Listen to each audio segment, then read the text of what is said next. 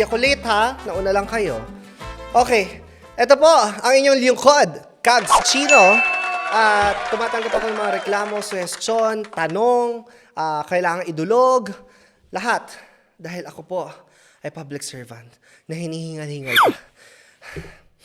Okay, so, ano ba ngayon? August. Ngayon po ay buwan ng wikang Filipino.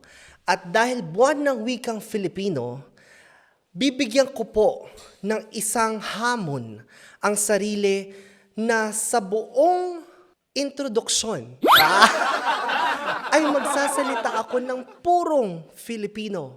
Tama? Tama! Tama.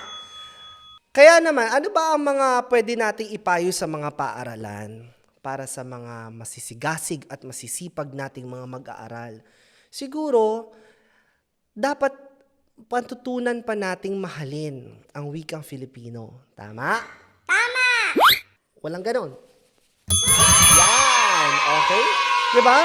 Kasi, alam nyo, sa totoo lang ha, maraming nagsasabi, kahit ako, nung minsan ako isang estudyante, akala ko madali ang wikang Filipino. Pero hindi. Kasi hirap din pala siya ng wikang Ingles. Kasi hirap din pala siya ng wikang Ingles. Dahil meron tayong mga pangalan, pandiwa, panghalip na kailangan nating alalahanin. 'Di ba? O, katulad niyan, mga tanod, anong Tagalog ng orange? Kahel. Kahel. Tama. Ano ang Tagalog ng blackboard? Pizarra. Pisara. Sa mga ganyang klaseng mga ano. O, may mga challenge ba kayo sa akin? O. Anong Tagalog ng tongue twister, Kags? Nabulol? Nabulol? Hindi, speaking of tongue twister, kaya niyo bang sabihin yung nakakapagpabagabag? Kaya, Kags. Nakakapagpabagabag. O, May ano pa? challenge ako sa'yo, Kags. Anong hamon? Sabihin mo nga. Na ano? 77 puting tupa. 7 puting tupa. 3 times, tatlong beses. 7 puting tupa. 7 puting puta. Namura ko na. 7 puting tupa. Okay, go. Okay yan. Okay. So, tapos na tayo ha. Ngayon, buwan ng wikang Filipino. Kaya naman, mahalin natin ang ating sariling wika. Kagaya nga ng sabi ni Gat Jose Rizal, ang hindi magmahal sa sariling wika ay foreign. What? ay, masahol pa sa malangsang isda. Alright! Yan, at least nakapag tayo ha, may kaalaman akong naihatid sa inyo. Tanod! Ano na ba mga reklamo? Kasi may nagpapapirma ng barangay clearance doon eh. Hindi ko na naano. Kags, may sulat na naman yung constituents mo. Oo nga eh. Galing ba ito sa constituents natin? Yes, Kags. Okay. So, may sulat na naman ng ating constituent. Basahin natin. Kakasabi ko lang na buwan ng wikang Filipino. Biglang, I am becoming resentful towards my partner. So, siya ay 36-year-old male at ang partner niya ay 1 year younger, 35-year-old female. I and my partner have been together for more than 5 years. We've been living together for almost 2 of those 5 years. So, ayan na, 2 years silang live-in. Coming from a long-distance relationship, I work as a consultant and have my free time, while my partner finished passing boards last 2023 sa medical field. However, after passing, nag-stop siya indefinitely and has not been practicing her profession. May occasional bits of work siya here and there, but our joint funds are not enough to sustain our expenses in some months. May 3 dogs kami, no kids. walang ipon. Also, pareho kaming puyat lagi kaka-doom scroll. Ano yung doom scroll? Kaka-Facebook. Kaka-cellphone. Okay, syempre, medyo tumatanda na yung kagawin. Mula nang magkasama kami, mostly nadadatnan ko siyang nagbe-bed rot lang sa bahay. So, tambay, batugan. No plans of applying and practicing her profession. Yung babae yun.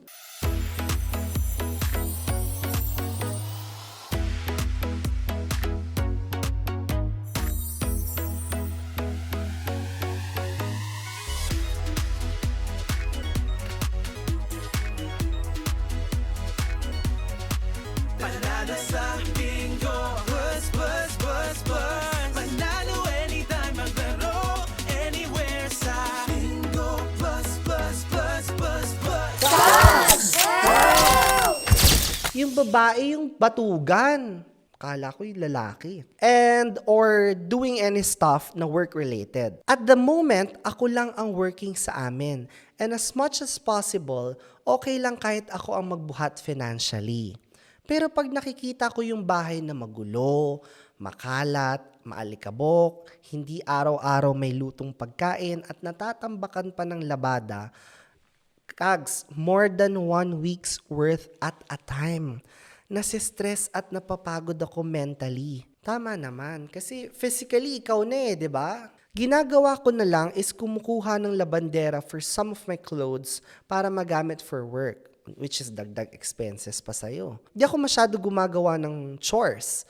Although may usapan kami that while wala pa siyang work, siya muna ang nasa gawaing bahay. I am far from perfect but I am productive. Honestly, minsan gusto ko na lang ibangga yung mga prod na ang ingay. Oh, no! Ay, hindi pa Honestly, Sorry, Kags. okay. Kasi may mga nagte-text eh. Honestly, minsan gusto ko na lang ibangga ang sasakyan pag mag-isa ako sa labas or hindi na lang umuwi. Pero I think of her and the dogs kung papaano sila. I hate it but I can't help it. But grow my resentment because I don't feel like my better half is pulling enough weight in this partnership. Nagka-heart-to-heart talk na naman kami a few months ago at nagsabi siya na maghahanap na rin siya ng work. Pero wala namang pagbabago.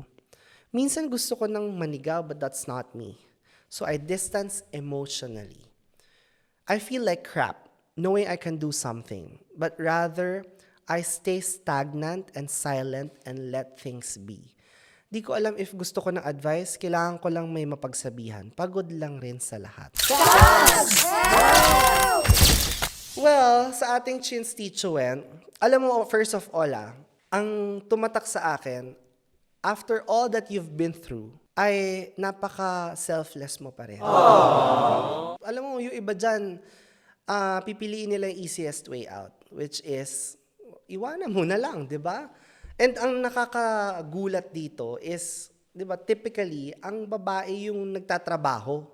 Typically, yung babae yung maporsigido, chasing dreams, productive, workaholic. Pero ito, in your case, baliktad. Diba? So, medyo tinanggal natin dito yung, stereotyping ng mga genders. But yun nga, balik tayo, I honor you because imbis na pwede ka na lang umalis, pwede mo na lang tapusin, you choose to stay and think of her and the dogs, 'di ba? Grabe.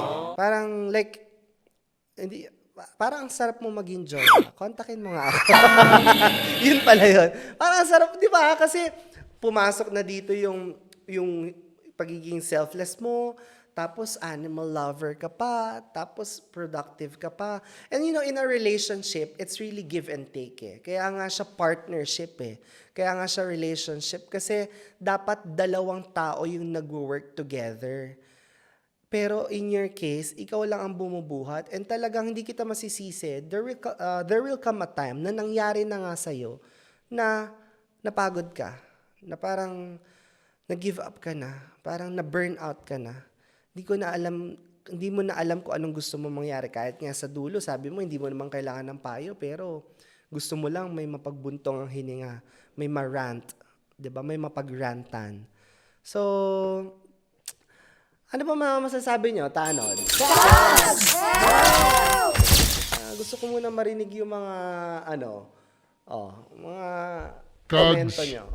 Iba atake ni constituents mo ngayon. Oo, parang, martir.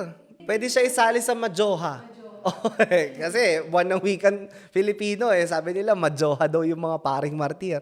Kags, Tanod. ikaw natuwa ka kay Sender. Oo. Hindi ako natuwa. Ay, bakit? Kasi parang ang hanap niya roommate, hindi naman partner in life.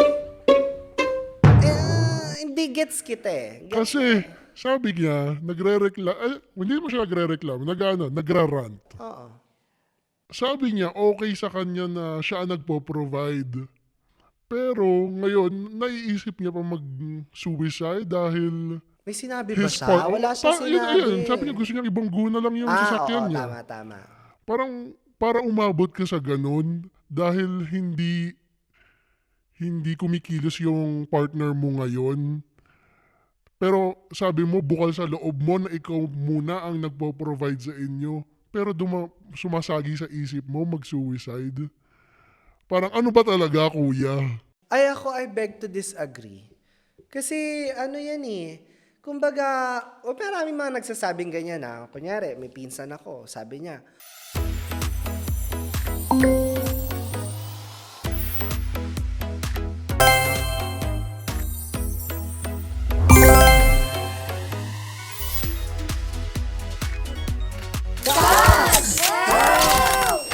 pagka nag-asawa daw siya, gusto niya, bahay ka lang ako lang magtatrabaho.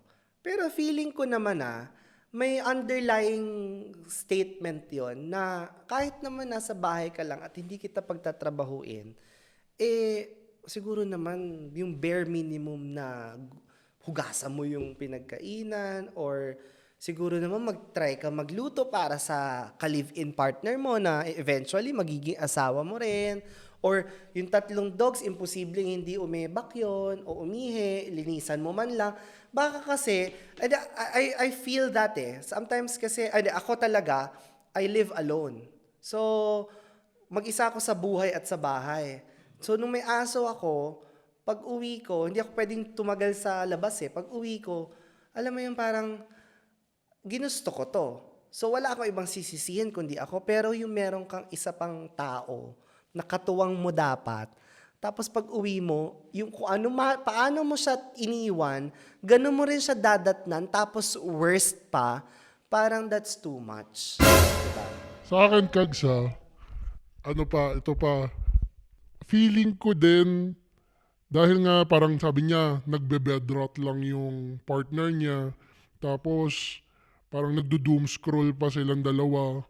Parang siya mismo din, kung gusto niyang ma-uplift or ma-inspire yung jowa niya na kumilos-kilos man lang, parang siguro siya din mismo mag-initiate siya ng mga, hobbies na mapaglilibangan nila together. Hindi yung, kasi yung trip nilang dalawa, wala din, parang unproductive. Parang nagagaslight palalo yung pagiging tamad at pagka-burnt out nung jowa niya. Doon mag-agree ako sa'yo. Di ba? Doon sa part na yon. Kumbaga, ang unang dapat niyang ginagawa is to talk to her partner. I assume nasa corporate siya. So since ako'y nasa corporate, tulungan kita kung paano ako mas mabilis makakahanap ng trabaho.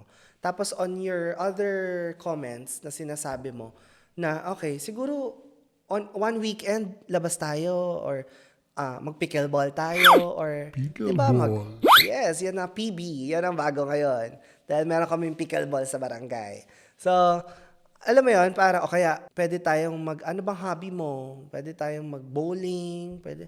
Yung ganon, yung at least may physical activity. From there kasi magsa-start yun Pero yung kanina, iba yon, iba usapan yon. Kumbaga, gets ko yung sinasabi mo na hindi mo rin naman kasi binibigyan ng chance yung jowa mo gumalaw-galaw or wala kang binibigay sa kanyang option but to stay there 'Diba? So, okay, gets ko yun. Tanod, number 2. Ganda ng rebuttal niyong dalawa ni Tanod number 1, Oo, Kags. ewan ko kung anong pinanghuhugutan nito. Hindi, pero may point din siya. Baka pagod sa pagroronda. Pero may point din siya. Hindi ko tama. naisip yun, yung ganun. Kasi nga, parang just to support the case ni Yes. Tanod number 1, baka nga, ayun, pagod si doktora. Nagme-med school eh, di ba?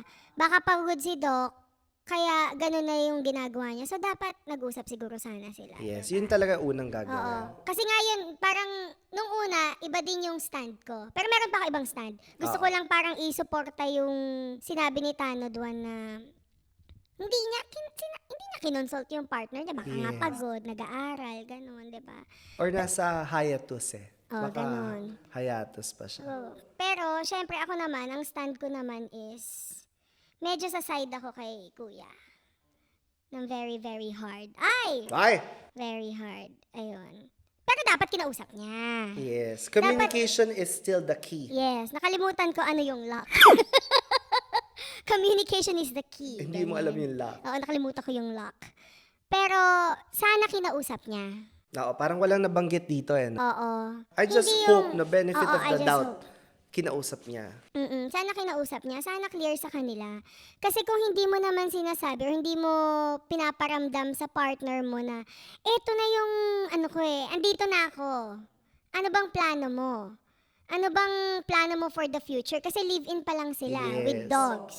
Ang dami na nangyayari. Aasahan mo ba na yung partner mo ikikilos lang tapos wala naman kayong agreement? 'Di ba? Wala naman kayong bakit ganyan makatingin ang mga tanod?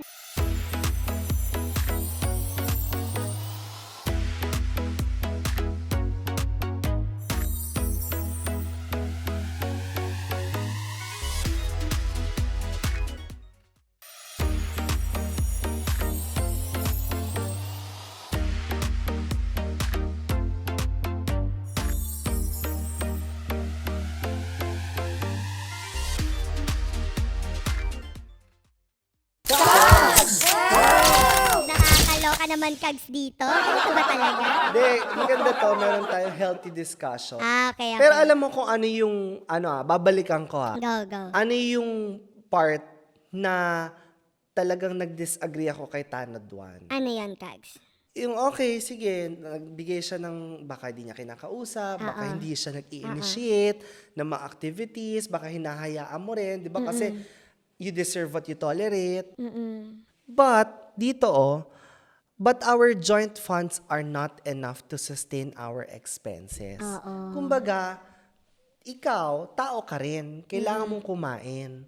So, baka manhid ka ba para hindi maramdaman na wala tayong pamalengke, wala tayong pambayad ng bills. Kasi kahit 1 month kang magstay sa bahay at wala kang labas, merong Meralco, may kuryente, may tubig, may internet na hindi natin maiiwasan. 'Di ba?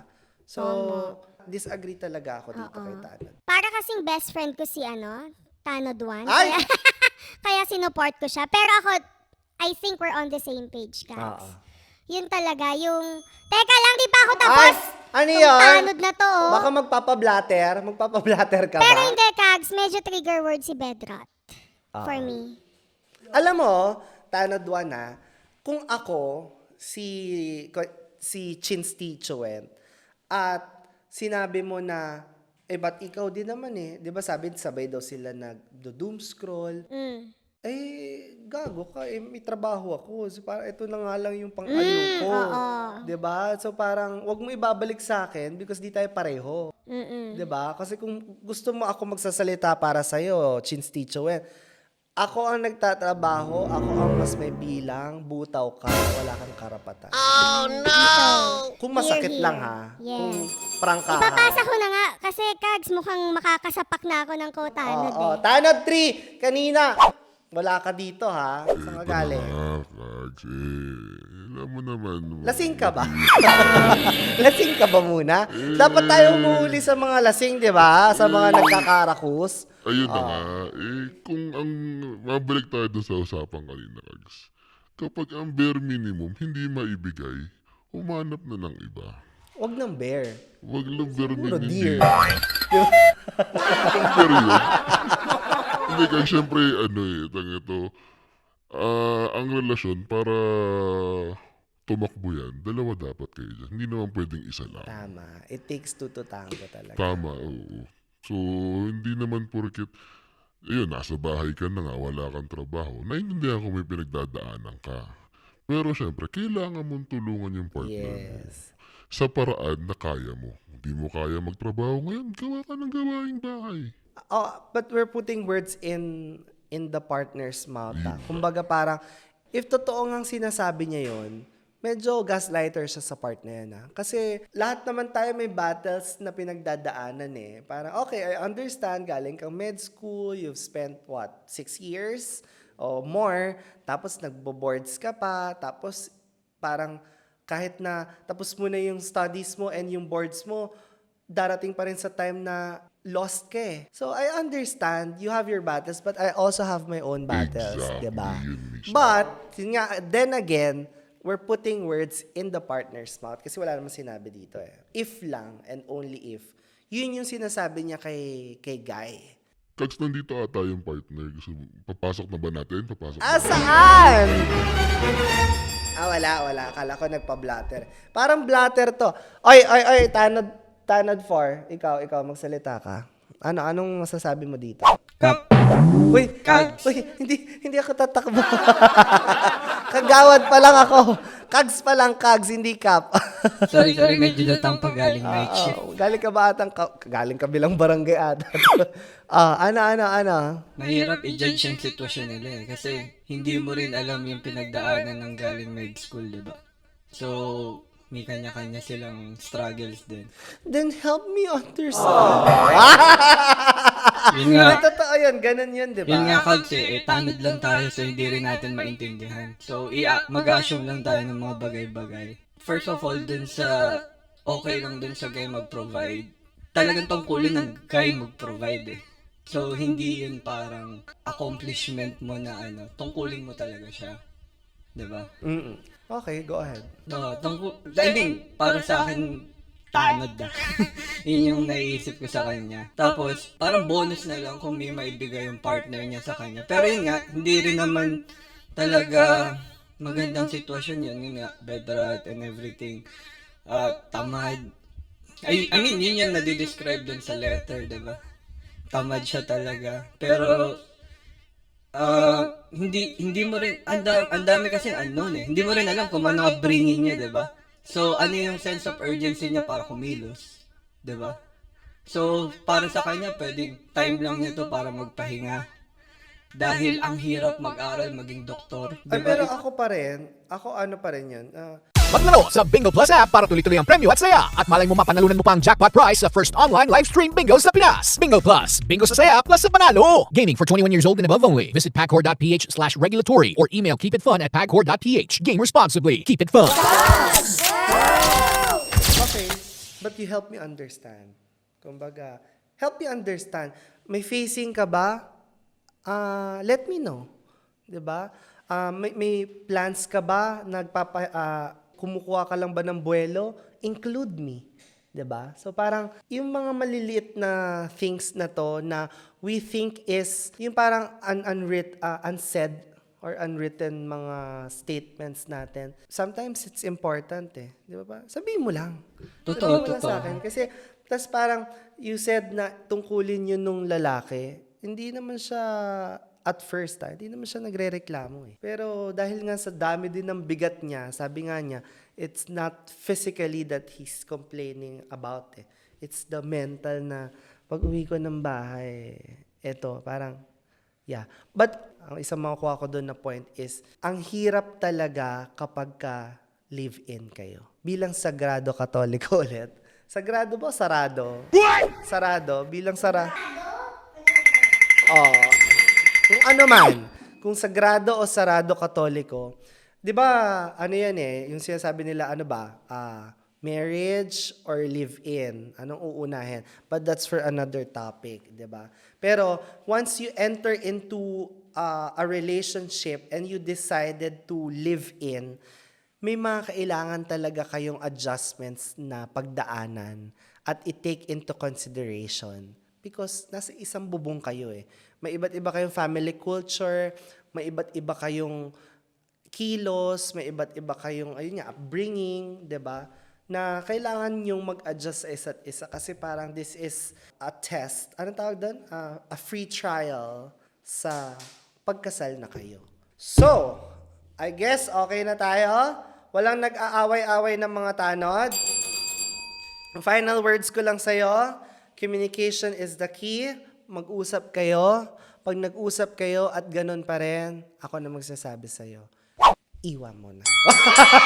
Talaga ako nagsabi, iwan mo na. You have to end things eh.